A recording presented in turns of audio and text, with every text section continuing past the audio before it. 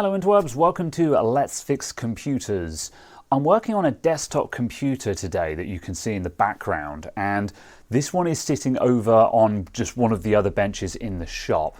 And so I'm going to be standing over on that bench and using different microphone, no face cam and stuff, because one of the reasons why it's very difficult to make desktop repair content for me is my repair bench that I usually work on it's set up for laptops, and putting a desktop up here so I can film it and everything requires clearing most of the stuff off the desk, which is just extremely inconvenient.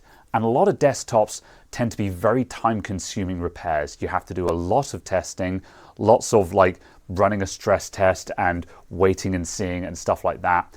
And with a laptop, that's not a big deal. I can just put it to one side. But for a desktop, it's a pain in the backside. So I'm trying a different format here today where I'm just putting it all over on that bench. So let's go over to that bench and I'm going to tell you about the fault we've got and how we're going to walk through it.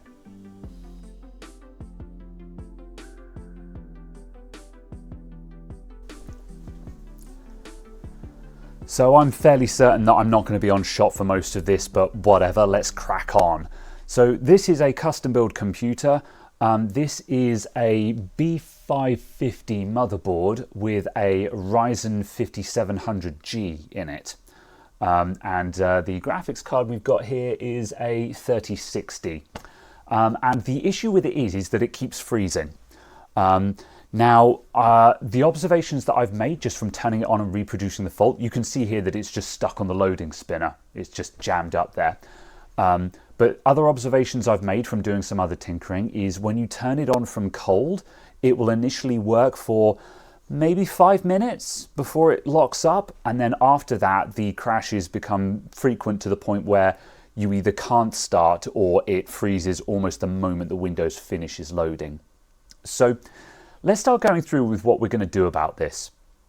Now, whenever you've got a computer whenever you have a custom build that is freezing or crashing or doing something like that, the first thing that I really would recommend doing is running a mem test, a memory test on it, because whether you're running an XMP profile or Expo or anything like that, you need to know if you've got memory problems. Memory is extremely easy to check because you can run a test, and if the test passes, then memory is not your problem. It's basically that simple.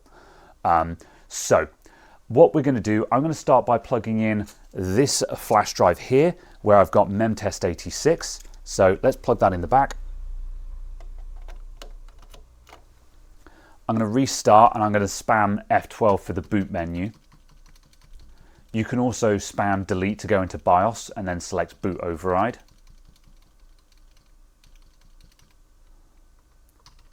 All right, and let's select my memtest drive. So this is going to take a while to run, and this is where we get into that. This is where we allude to what I was talking about in the intro, where I said that this can be time consuming to figure out. Memtest86 just starts automatically after a couple of seconds, so I'm just going to touch nothing and it will start running. And off we go. So we've got 32 gigs of 3600 megatransfer RAM in there, so it's reasonably quick DDR4, but nothing absolutely screaming. And what we're looking for here is if it finds any errors, it will just paste them here. We'll just get rows of red lines appearing here saying error here, error here, error here. So it's very unmistakable when something has been found. The actual full test will probably take the better part of half an hour, but realistically, if you haven't seen anything in the first 10 minutes of the test, then memory is probably not your issue, especially if you have crashing or freezing that is as apparent as it is with this particular computer. You know, we're struggling to boot up here. If there were going to be memory errors, I would expect them to appear almost instantaneously here. However, just for posterity, I'm going to leave it to run a full pass. By default, memtest will do 4 passes, but I'm just going to wait for it to get past 1 clean pass, and that's good enough for me. So I'm going to leave this to run, and we'll come back to this in a moment once we've gone through and we just verified that memory is not our problem. Other things that we can also look out for here is we do have a RAM temperature and we also have a CPU temperature gauge here as well. So while this is running, we keep half an eye on those and just make sure that they're not insane. This is not a great way to test for overheating, but like if we booted this up and we saw that the CPU was at 90 degrees in memtest, that's kind of a problem. So we can do some basic sanity checking while we wait for this to run. Right, this has been going for an hour now and it has gone through a single pass. So the actual pass took about 50 minutes or so, I think. It actually took quite a while. But it's gone through, there's no errors at all. Evangelists will say, oh, you've got to get 4 full passes with no errors. You've got to leave it running overnight. You don't. If you get 1 clean pass, it's fine, basically. If you're getting an error, if you're getting a clear pass and then an error on pass 2 or 3, that's the kind of crash or weird glitch that might show up once a month, once every other month. But again, we are unable to boot the computer. That's going to show up in 10 minutes. So it's not the memory, basically, at this point. We can basically say the memory is okay. So let's turn it off again. So at this point, it begs the question, okay, could this be software then? So the easiest way for me to solve that problem is to stick in a different SSD with a different install of Windows on it. So that's what I'm going to do next. So I'm going to pull out the memtest drive and we're going to swap the customer's SSD out for my one. And we'll try and boot another version of Windows and see if that has the same problem.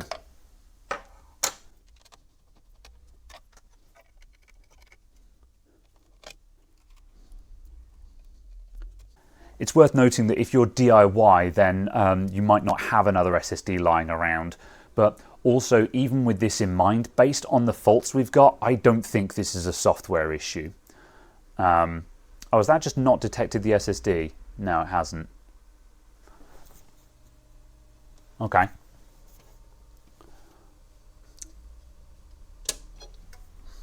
I'll just reseat the SSD. Yeah, when you have Windows freezing on startup, that is almost certainly going to be a hardware-related fault. So there we go, that's picked up the SSD just fine. Looks like it just wasn't seated properly where I'm putting things in upright. Okay, so this install of Windows has booted up just fine, so that's a good start. So what I'm going to do now is I'm just going to open Hardware Monitor, or Hardware Info, sorry. And I'm going to leave it to run and just see if it's stable. So we're not going to run any benchmarks yet. I'm literally just opening up Hardware Monitor just so it gives me a list of temperatures and numbers that update and change. And I'm going to leave this to sit for, I don't know, 15-20 minutes or so and just see what it does. So once again, I'm going to walk away, leave it and see what it does.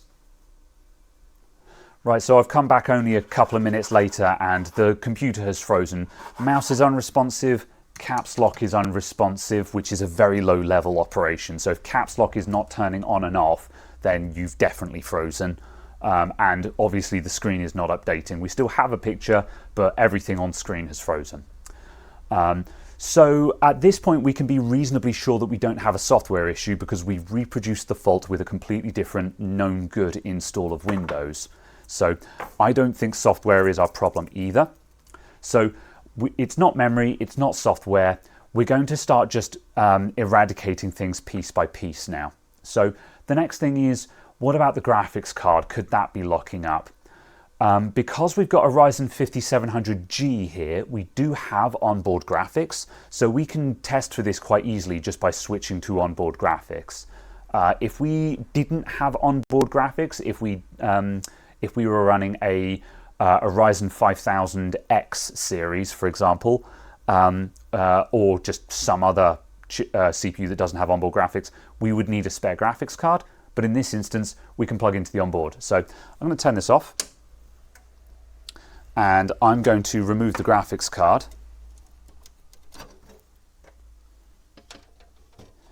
You may also notice that this computer is reasonably dusty inside. It's not dreadfully so, but we should entertain the idea that the computer is just dusty and just needs a good clean out. This amount of dust is not enough for me to believe it's causing a problem, but we should keep an open mind about that. You know, there could be dust that's gotten into the connectors and that kind of thing. So, yeah. We should also keep in mind that this could be a power supply issue. The power supply could be doing a wobbly, where it kind of works and kind of doesn't. A lot of people think that power supplies are either a work or doesn't work. That's not true. Power supply issues can manifest in all kinds of weird ways. Right, so I've plugged into the onboard HDMI. Let's click the switches on again and try it again.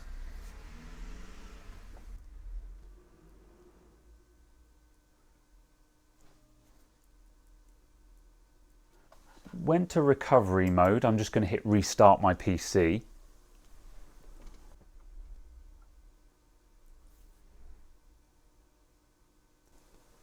Okay, we've loaded up. The mouse is working again. So once again, I'm just going to open up hardware info just so there's something on the screen that is updating.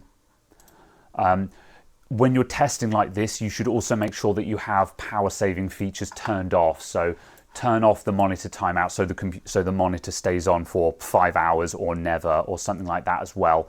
Just to ensure that the computer going to sleep and some kind of monitor power off faults or sleep faults are not part of the equation. So that is responsive, that is working. I'm going to walk away for another few minutes. Right, we've frozen up again, so it's not the graphics card because we've switched to a different one. Let's put a different power supply in. So I'm not going to pull out the old power supply, but by having a spare one on hand here, I can just plug in the ATX and EPS connectors, and that is enough to fire this thing up and determine if this is a power supply issue. So off we go.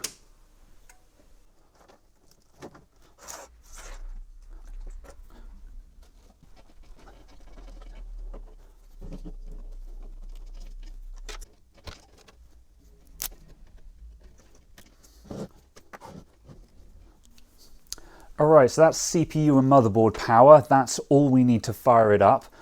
Let's see. Oh, what about we've got a water cooling pump on here. That is going to be SATA powered, so I'm going to have to find the power cable for that.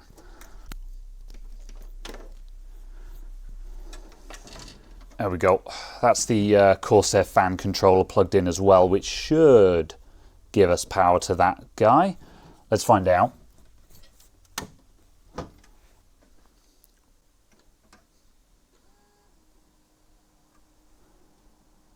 Yeah, that's making the right noises. Okay. I'm going to leave that to start up and we'll see if it is now stable. We're going back into recovery mode. So once again, I'm just going to hit restart. Recovery mode is just coming up just simply because Windows isn't being shut down properly. Trying to do anything in recovery mode is not going to be productive because, as said, this is not a this is theoretically not a Windows problem, more in a minute. Windows is just upset because it's not getting shut down. So trying to fix Windows doesn't address the problems with the computer right now. The reason why I hesitated just then is another thought that has occurred to me is we're running on a different installation of Windows, but remember we got through over an hour of mem test without freezing. So it can do something. It can do something without freezing. So what separates running mem test without freezing to running Windows without freezing? That's some food for thought. So I will consider this while I wait to see if it's going to crash. So I'll just bring up hardware info again. I like to give it something to do just so there's something visual on screen that the computer is thinking about, even if it's not an actual stress test. We don't even need to start a stress test at the moment because we're freezing just trying to sit on the desktop. If it wasn't freezing on the desktop, then I would now be moving on to running things like Cinebench, superposition, that kind of thing. But we're not even getting that far. Right, time to sit and let it count up the timer again. And we froze again, and looking at the counter in the bottom of hardware info, we only actually made it 36 seconds. So yeah. So looks like it's not the power supply. This also immediately exonerates all of the modular cables and whether the modular cables are in properly and stuff like that. By just switching to an external power supply, we've bypassed all of the internal wiring on the PC. So right now we don't need to bother checking any of that because we can't start from an external power, well, we can't run from an external power supply. We're getting into dangerous territory here because it's not the memory, it's not the graphics card, it's not the power supply. We're coming down, you know, it's not the SSD, potentially. We've got motherboard and CPU left on the table, and that's when it starts getting tricky because a spare CPU and a spare motherboard is a bit harder to come by. But as I alluded to previously, I'm still thinking about the fact that we can run memtest without crashing, but we can't run Windows without crashing. So I'm going to try something else. I'm going to grab my Windows PE drive, which is this guy here very conveniently. Now, Windows PE is a, I forget what it's called, it's pre-boot environment or something like that.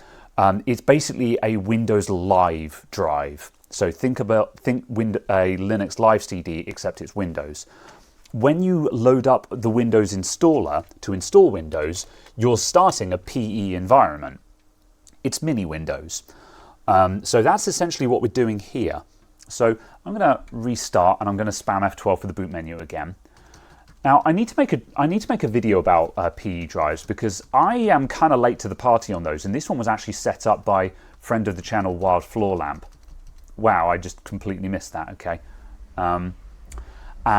So this one was set up for me, but I need to make a video about how to set these up because this is the kind of time when they can be incredibly useful because you can have a Windows installation that is running off of a flash drive, and now we take the SSD out of the equation, but we have a bit more capability than just booting a Windows install drive, for example.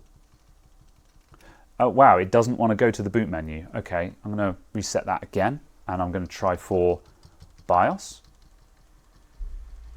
This is making me wonder if the keyboard is even working right now. No, okay. I'm going to turn it off. The keyboard is currently unresponsive.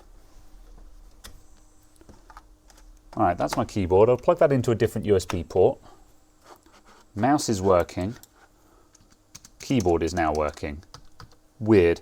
I mean, I haven't actually turned the system off. Maybe... See, the keyboard is a really low-level device, so the fact that the keyboard was just giving me trouble, that immediately makes me very suspicious of the motherboard. When you're getting like just weird low-level device problems like this. Whatever. Okay. Right.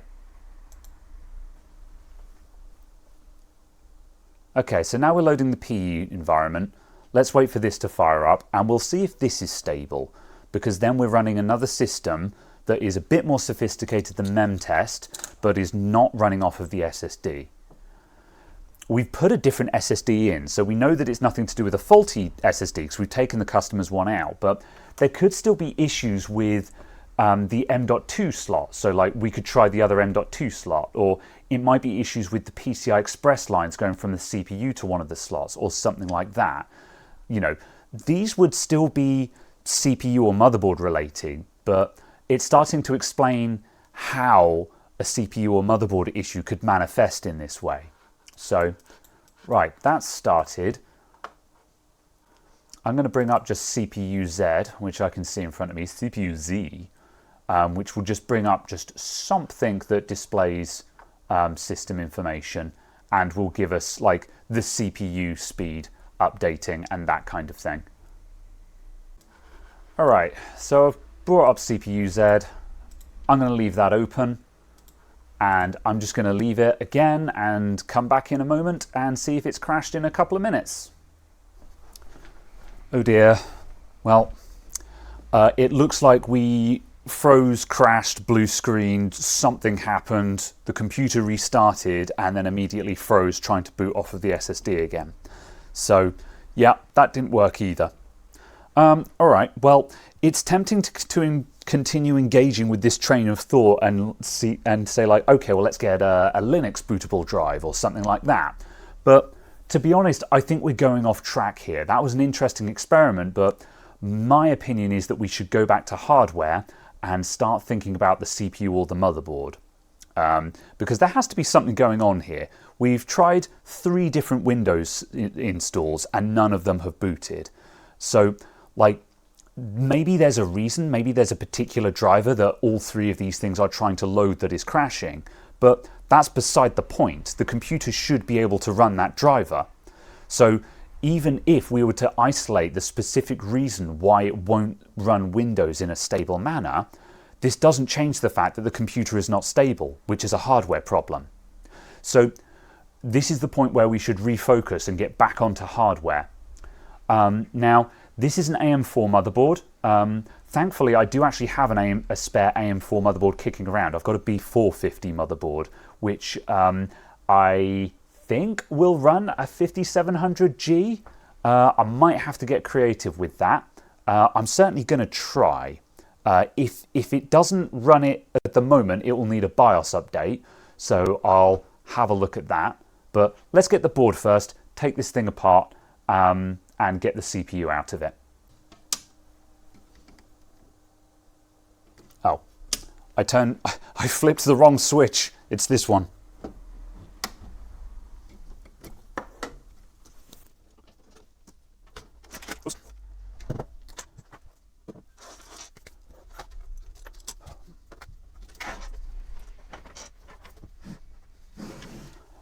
There's often mileage in just taking the CPU out and putting it back in again, which I might do, but I'm going to see what state it's all in first.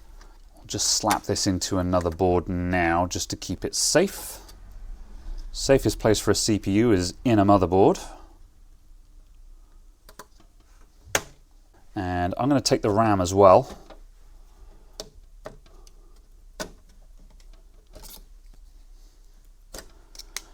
I do have spare RAM that I could test in this, and we should try some other RAM at some point. Given the fact that we passed a mem test, I have no reason to believe that RAM is the problem.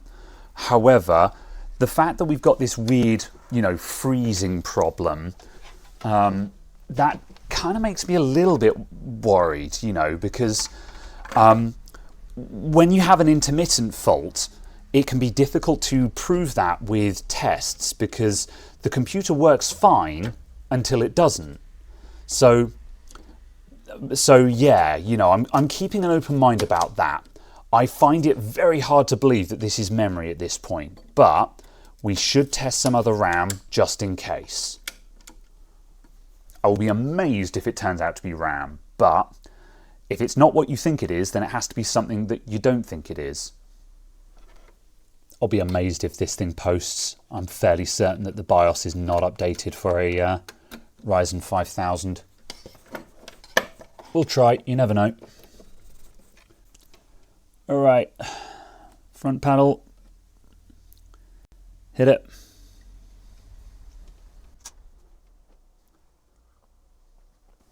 The CPU fan is changing speeds, which is a good sign. That shows that it's doing something. The motherboard is alive.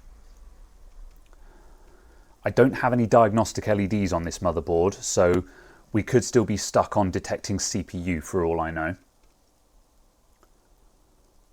I should probably grab a beep speaker actually, because that will be helpful to know if we've got a CPU error or not. I'm going to do that while I wait to see if it actually posts.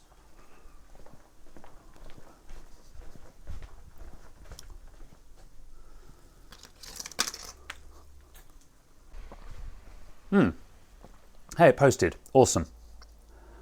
Okay. I'll put that beep speaker in anyway. Good, so that posted. I'm going to turn it off again.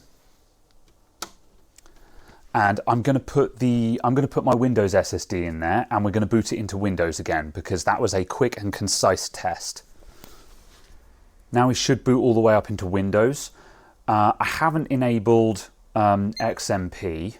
It's an ASUS motherboard, so it might try to XMP automatically. Some of them do, some of them don't.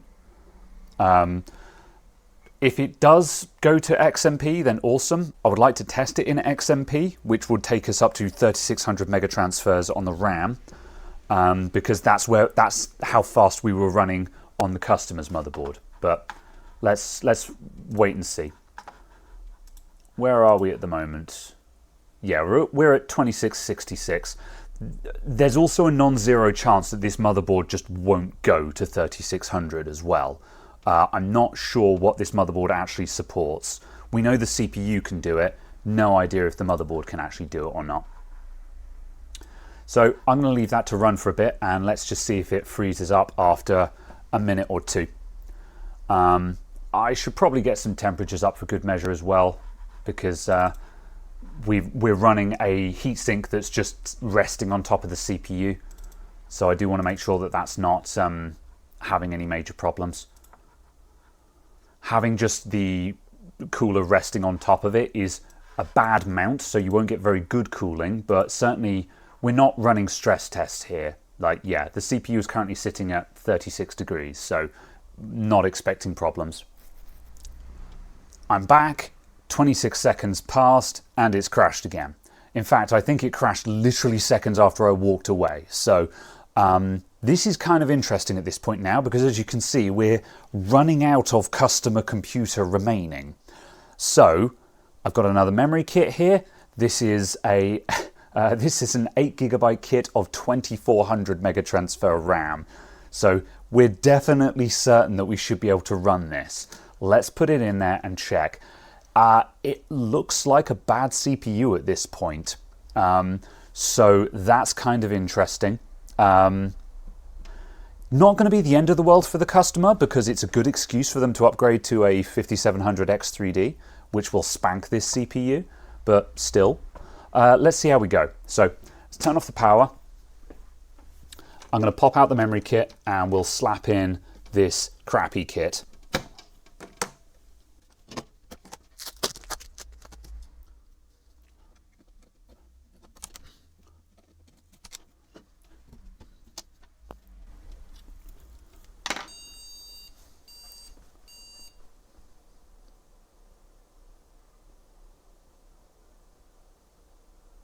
What was that for? That was one long and two short. I'm going to give it a moment just to see if it actually posts. I'm also going to immediately go and get another memory kit, because maybe that memory kit doesn't actually work. That memory in properly? Yeah, I'd say that's in properly. Let's hit reset.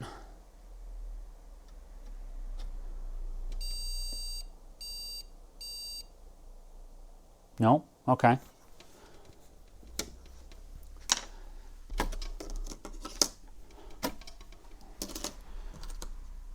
Different memory.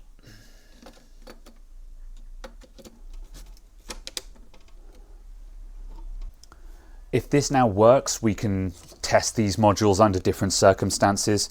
It doesn't matter, we just need a different memory setup that will work.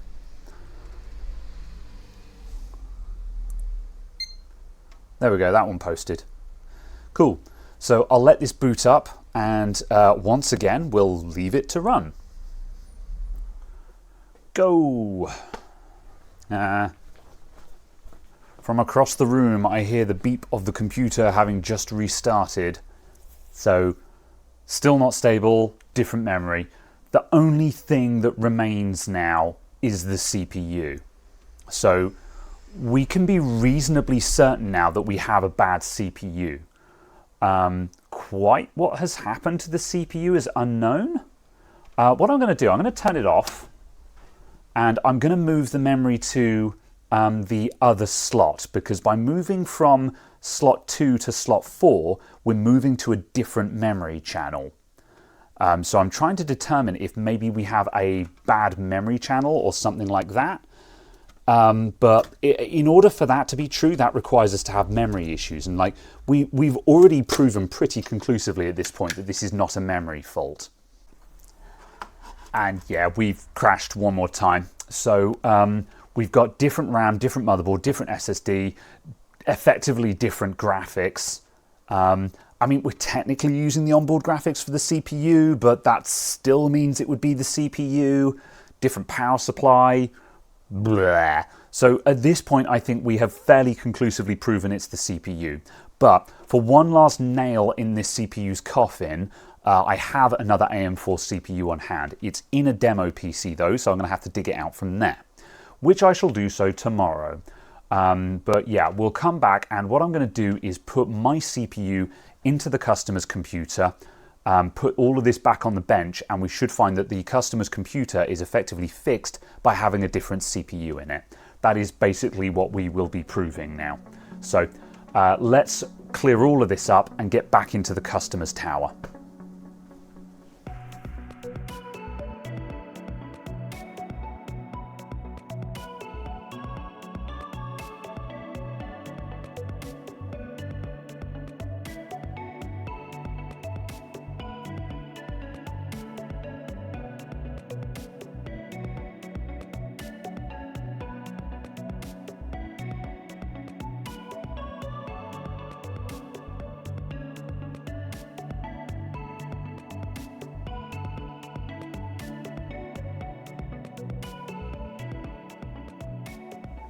With the 5800X fitted to the customer's motherboard with the customer's RAM, all the rest of it, we're now sitting at, we're up to 10 and a half minutes of idle time on the desktop now.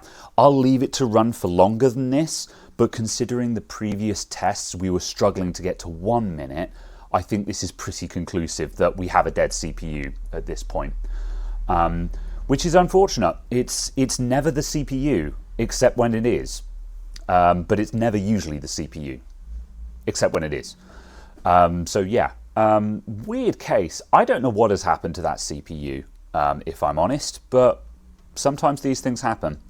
At any rate, the next thing I need to do is go and talk to the customer, and I'm probably going to advise that they get a 5700X3D, because the fastest gaming CPU for the AM4 platform is the 5800X3D. However, the 5700X3D, it's like 100 megahertz boost clock slower or something like that. So it's like 90% as fast as the 5800X3D, but it's £100 less. So it's like 30% cheaper kind of thing. It is nearly as fast, but much better value for money. I would put the customer's CPU into my demo PC as one last final test, but honestly, after putting it into this test B450 motherboard, I think we've proven pretty conclusively that this CPU is knackered. Because, like, yeah, this was the only component left, so there's nothing to prove by putting this into my other PC. Cool, I'll see you guys after the cut. Alright folks, we've got a new CPU for this. I'm not recording this properly because I've come down with a cold, and man, I don't want to record videos right now. But also I didn't want to lose the ending of this one. So in the end we went for a Ryzen 5600X just because it was a cheaper solution. 5600X, it's still a perfectly good CPU, and it does get this thing up and running. The graphics card being a 3060, it's actually a perfectly decent matchup to this.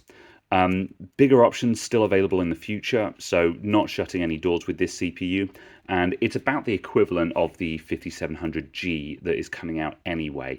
I think the 5700X has got better boost clocks if my memory serves me, so the two kind of trade blows. So I'm going to stick this in there, and then I'm going to give this thing a good clean up, get rid of all the dust, and we'll all be done. We're all finished now. This was an interesting fault to track down. Desktop CPU failures are rare, hence my old catchphrase of "it's never the CPU." But in this case, we confirmed it by process of elimination. There's outstanding questions about how exactly the chip had failed in such a way that it could clear memtest, yet not run Windows. But any speculation about that is guesswork on my part. In any case, a CPU that can't run Windows isn't any use to my client, so a new CPU solves the problem, and this PC is back to gaming now. Thanks for tuning in, and I'll see you all next time. Bye.